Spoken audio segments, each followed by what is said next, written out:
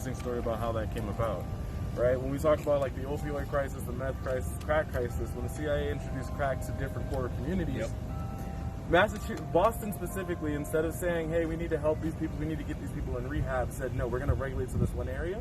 It's not all lawlessness because they allow drug dealers to deal to the meth heads so long as the police get it caught. They don't tell people this is locally known, right? Now, even outside of that, right? Now you're incentivizing drug dealers to move closer to methadone mouth. All throughout Mass Ave, you have extremely high rent prices, but you also have an exorbitant amount of trap houses and apartments.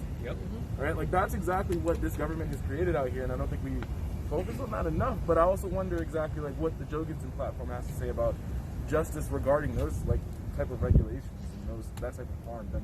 All of at the city and state level, they are taking their cues from the federal level.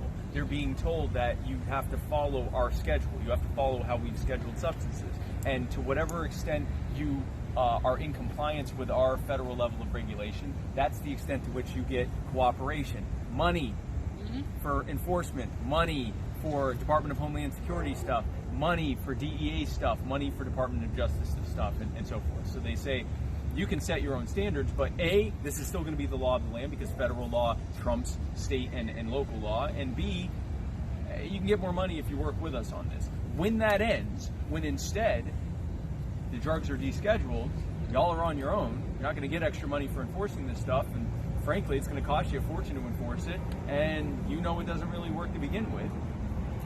It withers on the vine. It's not to say that there won't still be dry towns. I mean, there's still dry towns to this day, but for the most part, most places are going to say, okay, fine, here are our regulations for it, safety regulations and things like that. We have that for alcohol, right? Even though now most producers of alcohol, their standards are miles past, any regulation. The regulations are in place to make people feel better. Okay, fine, right? But they're getting if the people that have addiction can get the drugs that they need, and at least in the short term.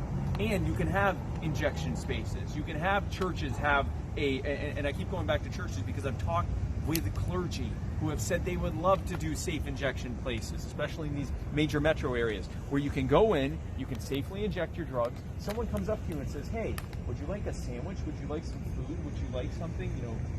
We have a limited number of cots where you can sleep for the night and let this wear off.